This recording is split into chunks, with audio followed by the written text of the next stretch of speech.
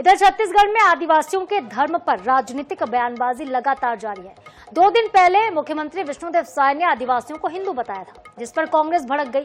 पूर्व मुख्यमंत्री भूपेश बघेल ने सीएम के बयान पर पलटवार किया, कहा कि आदिवासी हिंदू लिखेंगे तो आरक्षण खत्म हो जाएगा। अब भूपेश बघेल पर डिप्टी सीएम अरुण साव ने पलटवार किया है। वो ये कह रहे हैं कि भूपेश बघेल का बयान समाज को तोड़ने वाला है। कांग्रेस संविधान और आरक्षण पर भ्रम फैला रही है। आदिवासी प्रकृति के उपासक है। सीएम विष्णुदेव साय ने बिल्कुल सही कहा है। आदिवासियों को हिंदू बताने में लगे हुए हैं, तो उसको संविधान पढ़ लेना चाहिए। और संविधान में आदिवासियों को एक अलग स्टेटस दिया हुआ है। यदि वो स्टेटस खत्म हो जाए तो आरक्षण खत्म हो जाएगा। तो पहले ये तय कर ले, संविधान पहले पढ़ ले, उसके बाद कोई बयान दे। किसी कहने से बयान न दे। यदि आदिवासी हिंदू लिखना शुरू कर दे तो उसको आरक्षण मिलना बंद हो जाएगा। वो आदिवासी हैं इसलिए इसको आरक्षण का लाभ मिल रहा है। तो विष्णुदेव साय जी शायद संविधान नहीं पढ़े हैं। वो स्टेटस क्यों मिला है उसको पहले पढ़ लें। संविधान को लेकर भ्रम फैलाने का काम कांग्रेस के नेताओं की आदत हो गई है। भूपेश बघेल भी वही कर रहे हैं।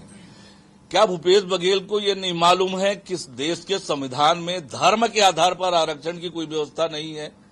जाति वर्ग के आधार पर है, वर्ग के आधार पर आरक्षण की व्यवस्था है। और इसलिए समाज को तोड़ने का ये बयान है भूपेश बघेल जी का। वास्तविकता ये है कि जो परंपरा है आदिवासी समाज के लोगों का, जो प्रकृति के उपासक हैं।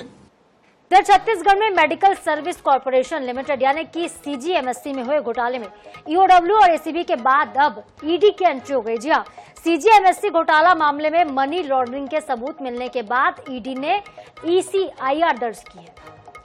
ईओडब्ल्यू एसीबी में दर्ज एफआईआर के आधार पर ईडी ने ईसीआईआर दर्ज किया है। ईडी की एंट्री के बाद अब दवा निगम में पदस्थ रहे आईएएस अधिकारियों की मुश्किलें बढ़ सकती हैं, क्योंकि राज्य की एजेंसी की जांच में अब तक सिर्फ निचले स्तर के अधिकारी चपेट में आ रहे थे।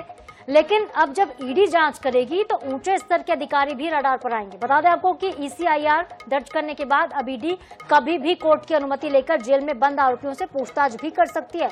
संभावना यह है कि ईडी आरोपियों की कस्टोडियल रिमांड मांग सकती है, जिसमें घोटाले में शामिल लोगों पर शिकंजा भी कसा जा सके। दवा निगम के कई अधिकारी इस वक्त जेल में बंद हैं और रिएजेंट खरीदी के नाम पर यह पूरा घोटाला हुआ था। ईडी ने अब ईसीआईआर दर्ज की है, जिसके आधार पर अब कार्रवाई आगे बढ़ेगी और जैसे जैसे कार्रवाई आगे बढ़ेगी घोटाले का पर्दाफाश बहुत ही जल्द होगा।